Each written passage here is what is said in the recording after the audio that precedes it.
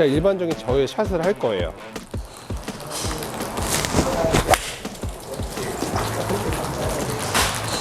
저의 탄도는 33m, 그 다음에 총 거리는 160m가 나왔는데요.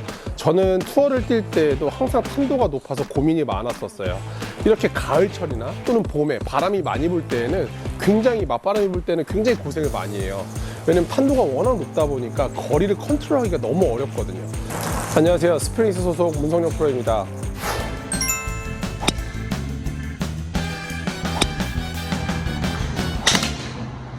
오늘 어떤 레슨을 좀 준비할까 고민을 많이 했었는데요. 바람도 많이 불고 비도 오고 그러다 보니까 제가 일반적으로 플레이를 할 때 맞바람이 불 때 치는 낮은 탄도의 아이언샷을 레슨해 드리려고 합니다.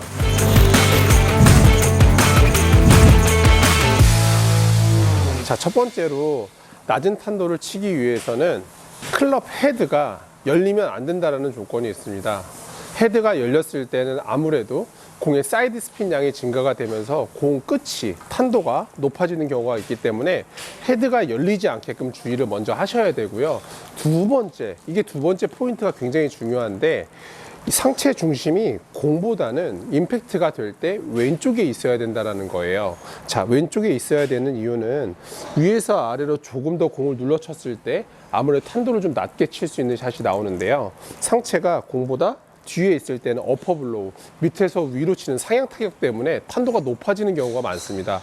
그래서 상체의 중심을 이 공보다 왼쪽에다 놓고 연습을 하셔야 되는데, 그러려면 어드레스 때부터 세팅 자체를 약간 왼쪽에 걸어놓는 어드레스를 해놓으시면 도움이 많이 되실 거예요. 자, 첫 번째로 볼에 대한 위치를 가운데 또는 반개 정도 공 위치를 오른쪽에다 두시고요.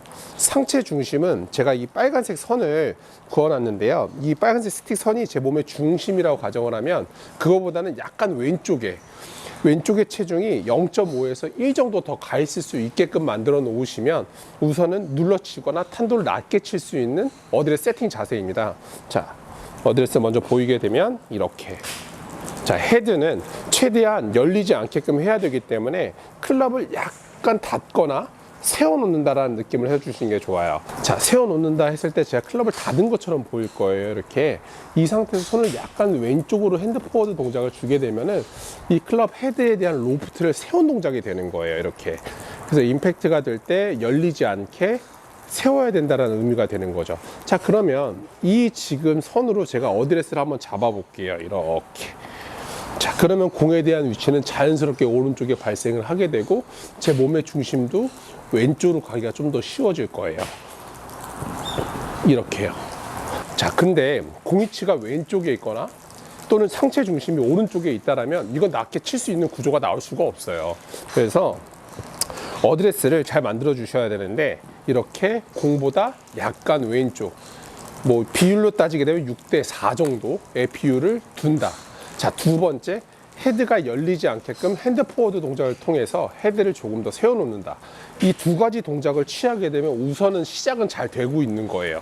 자, 세 번째도 중요해요. 세 번째 같은 경우에는 풀 스윙을 하지 않는다라는 거예요.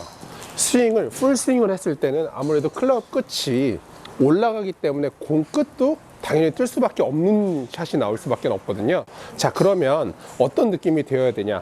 백스윙은 풀로 다 했지만 치고 나서 짧게 끊어주는 동작을 통해서 낮은 손과 클럽이 낮게 갈 수 있게끔 만들어 주시게 되면 탄도가 낮아질 수 있어요. 자, 제가 첫 번째로 우선 보여드릴 건데, 일반적으로 제가 쳤을 때 탄도를 보여드릴 거예요. 우선 밸런스는 제가 원래 잡던 5대5 밸런스를 둘 거고 그냥 일반적인 저의 샷을 할 거예요.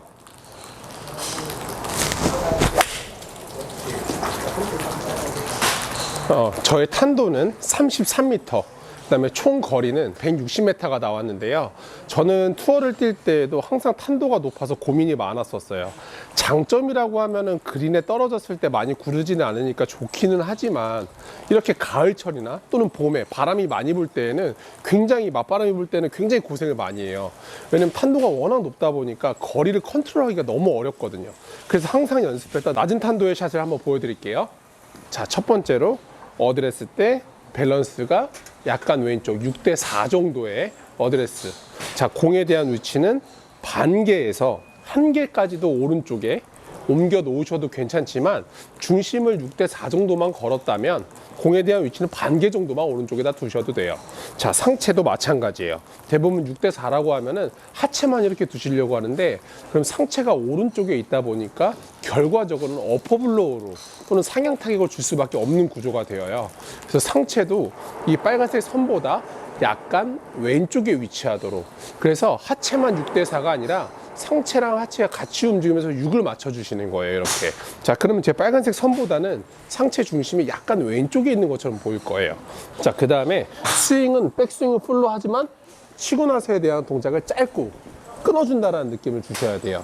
자, 피니쉬를 짧게 해야 되는 이유 중에 하나는 클럽 자체가 이렇게 위로 올라가고 피니쉬를 잡게 되면 아무래도 밑에서 위로 올라가기 때문에 공 끝은 더 뜰 수밖에 없는 구조가 돼요. 자, 그래서 치고 나서 동작은 4분의 3 정도로, 아니면 치고 나서 몸 앞쪽에 손이 위치하도록 짧게 끊어주시는 거예요.